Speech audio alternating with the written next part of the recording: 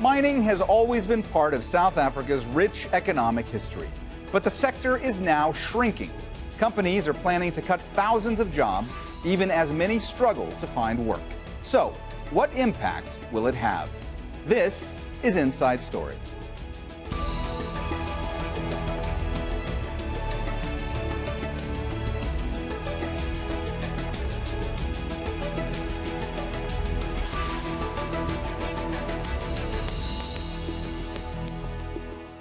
Hello and welcome to the program. I'm Mohammed Jamjoom. South Africa has some of the world's biggest reserves of platinum, gold, iron ore, and coal. But mining now makes up less than 7% of its economic output, a steep fall from 20% in the 1970s. Companies are blaming low prices and soaring production costs for the decline. Mining is also intertwined with race relations. The people who work deep underground in often dangerous conditions are overwhelmingly black, while the executives overseeing them are mainly white. Some of the firms have pushed back against government plans to make them bring back more black shareholders. We'll bring in our guests in a moment, but first, Famida Miller reports from Rustenburg. From the depths of this mine comes one of the world's most valuable metals. Despite the value of platinum, above ground at the Impala mine in Rustenburg, many workers live in poor conditions. But Impala Platinum says productivity and profits are down, and it now has to restructure its operations. It plans to slash about a third of its workforce. This miner, who doesn't want to be identified, says while working conditions are often difficult, miners are desperate to save their jobs. It's rare for our management to come there underground and see the challenges that we're facing as an employees there. So on that regard of us not producing, actually, I think it's an excuse because of there are ways that we can apply for us to, or for the shaft actually, to go higher on production and stuff. Impala Platinum declined Al Jazeera's request for an interview, but released a statement saying the cutbacks would be done responsibly and it would try to save as many jobs as possible. Mining in the Rustenburg area makes up at least 70% of economic activity, with mines employing at least half of the people working here. Three of the largest ones have spent tens of millions of dollars on education, health and local housing programs. So a decline in production would mean more than just job losses for thousands of people. This is where 6 years ago thousands of mine workers at the neighboring Lonmin mine went on strike, demanding higher pay and better living conditions. Police opened fire on the crowd, killing 34 miners and injuring 78 others. The wounds of that day are still raw in this community. The sense of the volatility and what this could be leading to was already given in January and February, where there were protests within Rustenburg. These took a xenophobic form, but they were clearly to do with the growing sort of social desperation which is coming with the downturn in the platinum mining industry there. While most of South Africa's conventional platinum mines, like Impala Platinum, are losing money, further job cuts are not easy to swallow in a country where the unemployment rate has risen to just over 27%. Workers' Union AMCU says it won't accept the job cuts and is considering mass action. The concern for many is that the job cuts could further escalate simmering labour and social unrest. Famida Miller, Al Jazeera, Rustenburg, Northwest Province.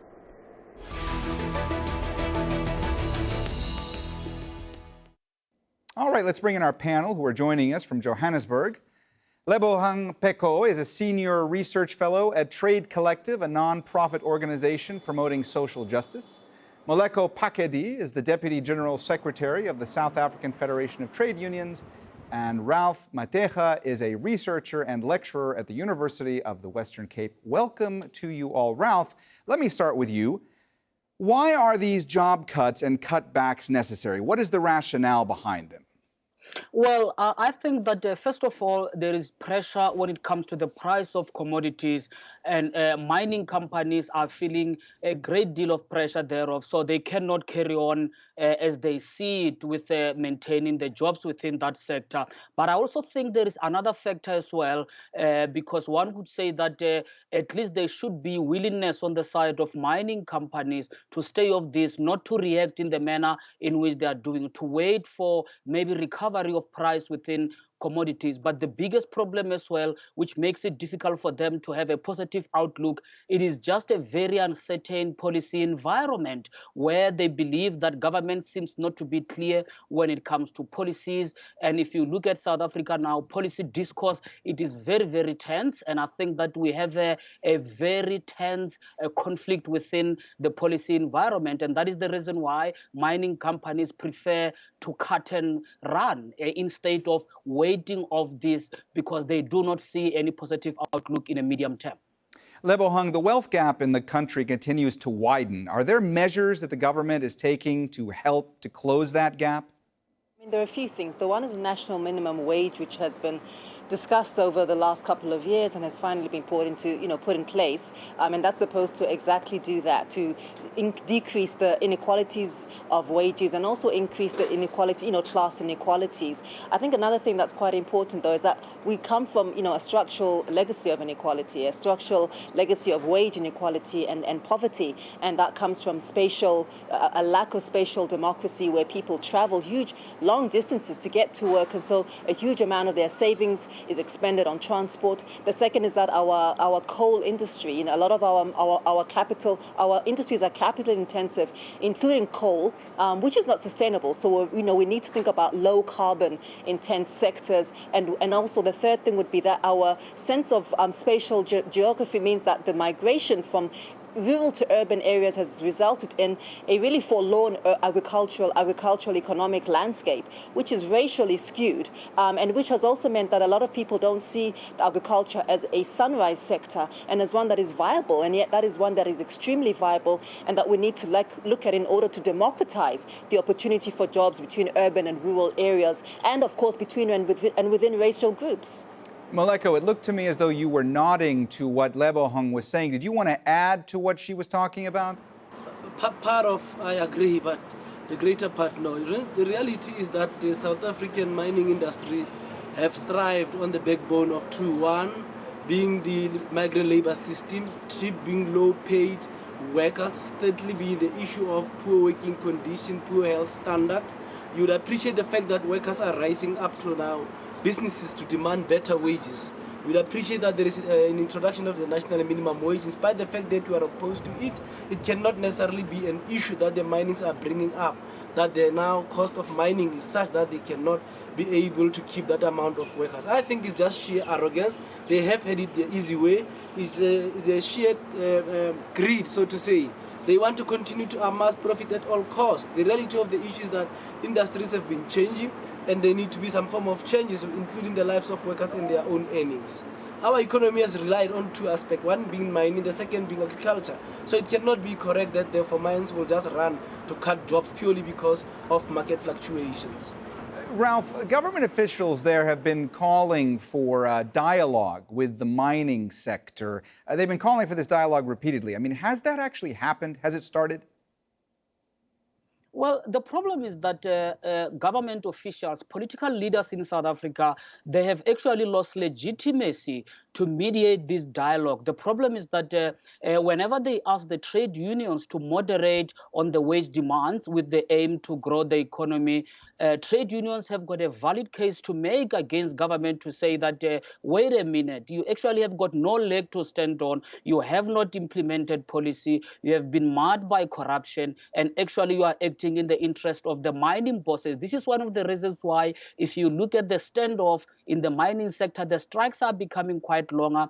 Government has lost that moral ground, actually, to rally everyone around and to say that let us find amicable ways in which to deal with this. And in a situation such as this, in a situation where government lacked that moral legitimacy to mediate the tension between the mining bosses, that is the employers, and the trade unions, you end up with a direct confrontation between mining bosses and the trade unions. It is a very unhealthy environment. It has a lot to do with government's inability to assume this moral high ground and say that we are acting in the interest of the broader society. As we speak, it becomes very suspicious when government comes through and say to the trade union that they should moderate their demand. And also in South Africa as well, government has not been able to manage its relationship with with the private sector very well. That is why trade unions are very suspicious. As I speak now, I think South Africa's trade unions are becoming more and more impatient. They've become more and more radicalized. They are more and more willing to walk away from the table because they don't believe that government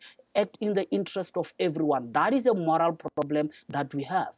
Maleko, what do you think about the prospect of government mediation or moderation? I mean, is there hope that something like this can succeed, or as Ralph was saying, has the government really given up any kind of moral high ground on this issue?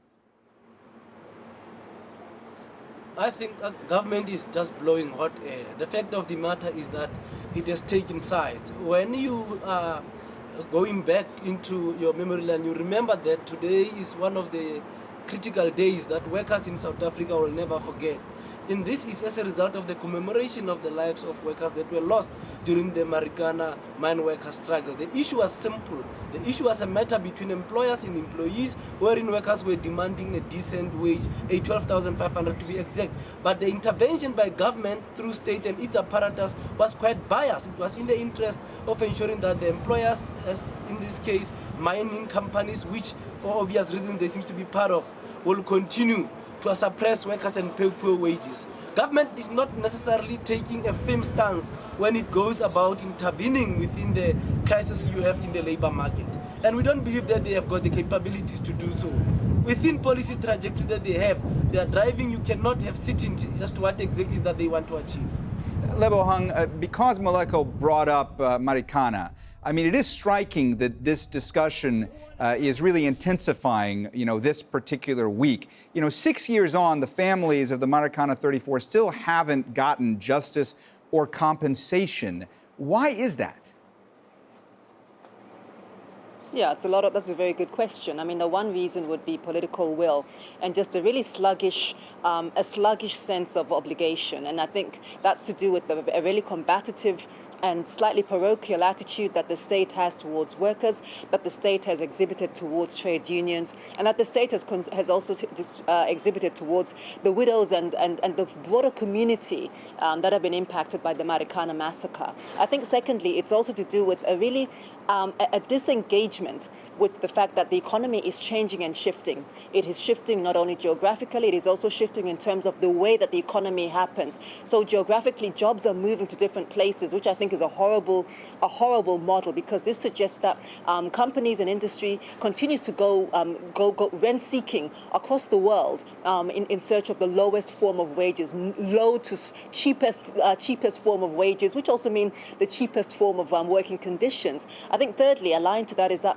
we have not been intentional in this country about our policy framing, as Ralph was saying earlier on. So we've got excellent ideas about what needs to be done. We know what we need to do. We need to close down the spatial geographic lack of democracy in this country. We need to also deal with the skills gap. We need to have a transitional economy, which means that people are multi-skilled and able to participate in different parts of the economy. We need to deal with the climate aspects of our economy, because, as I said previously, it's a labor-intensive, capital-intensive, carbon-intensive economy, which is finite. I don't think that fracking is the way to go forward. And also, we also need to think about our participation in regional value chains. I'm not very much in favor of global value chains, because obviously those are determined by different dictates, World Trade Organization, etc., and northern countries which have their own policy and trade parameters, which are disadvantages to an economy like South Africa. We need to think much more clearly around how we leverage African economics and regional value chains. We have done none of the above. So we have the National Development Plan, we have the New Growth Path, we have the Industrial Policy Plan. We have a whole host, a menu of things that need to be done, and we know what needs to be done. But the point is, when are we actually going to put one policy in place and allow it the levity and the longitudinal access to actually happen? 5 to 10 years or 3 to 5 years is not long enough for some things to actually work effectively. Ralph, I saw you nodding along rather vigorously to many of the points that Lebohang was making there. So I want to ask, I mean, did you want to add to what she was saying as far as the solutions she was offering up for the economic woes? I fully agree with my colleague there, Wuham, because it is about the focus of policy. And if you look at South Africa's policy, what has happened, the policy trajectory in the last 8 years or so, the policy has actually been appropriated by interest groups who have been able to influence politicians in a manner that resulted in lack of focus. So if you have that lost opportunity on the side of government to implement policy in a sustained manner, to try it out and evaluate the policy and find a way forward. If you have lost that, you cannot demonstrate that. It becomes very difficult for South Africa to actually react to the global economic challenges that we are having. I mean, sometimes you listen to South Africa's policymakers, and I think there is lack of awareness when it comes to the hostile global economic environment where we are globally. Multilateralism, globalization is almost failing. There is more of unilateralism and bilateralism, but multilateralism is dead. As we know, countries are throwing ultimatums at each other. You do have the trade wars that are underway. So a country such as South Africa, an emerging market coming from this historical legacy of inequality, you just cannot waste an opportunity with those self-inflicted problems such as state capture, such as loss of focus when it comes to policy implementation. The world is not going to wait for us, and the world economy is actually shifting. By the time we get this thing right, my fear is that someone out there will have found a way to manufacture platinum in a laboratory. They will no longer be needing these mines, and that would be a lost opportunity. We need to understand that the world is not going to wait for us. We cannot waste an opportunity when it comes to policy focus. Moleko, President Cyril Ramaphosa, came into office promising to be a stable and steady hand to advance the economy there in South Africa. First of all, how do you think he's doing? And secondly, I mean, are the systemic problems in the economy there, are they essentially bigger than Ramaphosa? No, Mohammed, the Cyril Ramaphosa's presidency does not excite us. We have analyzed these 100 days in office, pardon me. We were not excited even at the time that he was now taking the helm of government. We knew that there is nothing that you can expect from the party that he leads, the policies that they are driving. We knew that the new dawn is nothing but just a blow of water and a false hope. And you will appreciate that the working class in South Africa are suffering the most as a result thereof. It is even worse under his administration. We have been meted with a tax increase of about 1%, to be exact 7% as a net. The unemployment rate is increasing. Poverty is not being addressed. The wages are being driven low, to be exact. You would appreciate that people are losing jobs. The current economy does not create any. If anything is to go by, we are losing jobs. You can go into even other sectors. You can go into the agricultural sector. You can go into the public service now, which we have been informed there are about 30,000 plan to job. I mean, there is about a plan to do about away with 30,000 jobs. So Cyril Ramaphosa does not give us any gleam of hope so far as we are concerned. However, we will never forget the martyrs of Marikana, because we believe they were quite clear. Had they achieved the 12,500, they would have done one of the two things, Mohammed. First thing that they would have done, they would have broken down a wage structure in South Africa that is, in our view, based on race, gender, and emanates from the colonial times, apartheid times, and is perpetuating. They would have brought hope towards South Africans, particularly ordinary working class. We would have at least seen the first phase of the implementation of the Freedom Charter. That's where the issues of policies come into play. You cannot divorce land, you cannot divorce labor from mining. The three are intertwined, and we have to talk to them in a balanced way, such that one does not necessarily get lost in the equation. Lastly is the issue of mining communities. You would appreciate that mining communities are being displaced because certain companies who want to take over such land is merely for purpose of extracting that, exporting it, and for that matter we get a finished good. There is no reason why South Africa should not be nationalizing mining or establishing a mining company where we can equally mine and even beneficiate. There is no reason why that is not happening. We will not be having the Marikana situation had government been decisive in its own macroeconomic policy stance. Lebohang. But they lack the backbone so far as we are concerned.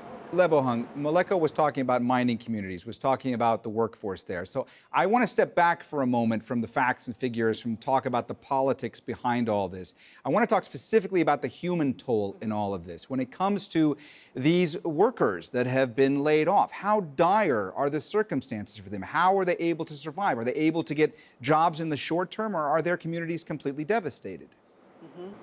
I mean, look, there's destitution that's involved in this. Remember that a lot of these communities, as I mentioned earlier, many people have come from a situation of structural inequality. So there are three layers that we need to deal with. The structural, which is the historical and the economic, the systemic, which is the way that we do what we do, and the current, the social political, which is, the kind of policy choices that we can make in the medium to short term to obviate this. So one thing that we haven't been able to do is to deal with, as I mentioned earlier, skills transition, skills transferring, and multi-skilling to enable any worker to take on a job in another sector for transferable skills. Secondly, our social benefits are really shocking. Many of the workers, by the way, that are now destitute and their communities, according to some of the research that our think tank has also been conducting, are also not only from South Africa. So this is a regional issue. The question of portability of social benefits, the portability of funds and retirement annuities, and the portability of basically human dignity is also one that really we have not touched on. Even though SADC, the Southern African Development Corporation, does have a protocol on labor and migration, but in many cases there's such a dissonance between what is in the protocol and the way in which states and nations and governments relate to that protocol. And lastly, I think that it's also important to note that many of these mining companies are not necessarily from this country. And there's a debate about whether foreign direct investment and foreign companies are best placed to produce jobs, to produce well-being, to build up mining communities, to build up houses, education, and the social amenities that would give community members an enhanced sense of life and an enhanced life choices. My opinion is that the state must always have a role to play. We cannot allow foreign capital, no matter how well dressed their intentions may be, to continuously run roughshod over our local policy and development priorities, contaminating the environment, disrespecting labor rights, and also disrespecting the lives of people once they have discarded them from the workforce. So I think that this is very important discourse around what foreign direct investment actually means and how we need to recapitalize our local economy so that it works for us. Ralph, what about the trade unions there? I mean, how strong are they now, and are they actually able to protect workers? I mean, as we speak now, you do have a new federation. You have SAFTU, and SAFTU is a trade union that has been born out of dissatisfaction with the relationship that COSATU-affiliated trade unions have had with government. They have found that relationship not to be in the interest of the workers. So you do have trade unions that are saying that, wait a minute, we need to redefine the relationship that we have in government. Trade unions are becoming very wary of having an intimate relationship with government. Are they protecting the workers? I think that the difficulty is that there is just massive job cuts, and they are suffering when it comes to membership of the decline of membership within trade unions. I mean, you talk to trade unions such as AMCU as well. They've taken a very clear position in relation to government. They are not interested in having an intimate relationship with government. They are not interested in going into government. And I believe this is how SAFTU also understand itself. So there is a very serious realignment within the labor sector. And I think that something that is even more interesting as well is that even trade unions that are related to COSATU, that is close to government, are actually trying to build a relationship with trade unions, federations such as SAFTU that are not aligned, because they are realizing that the classical alliance that they've had with government, it's not improving the condition of workers. So trade unions in South Africa are really, I think, taking the fight further. They are aligned to civil society organization, which I think it is very much interesting. They're beginning to try to redefine that labor space, but they are confronted with the reality that they're declining membership. That is the reality that they're dealing with as well. All right, we have run out of time, so we are going to have to leave it there. Thanks to all our guests, Lebohang Pheko, Moleko Phakedi, and Ralph Mateja. And thank you too for watching. You can see the program anytime by visiting our website, aljazeera.com. And for further discussion, go to our Facebook page. That's facebook.com/AJ Inside Story. You can also join the conversation on Twitter. Our handle is @AJ Inside Story. From me, Mohammed Jamjoom, and the entire team here, bye for now.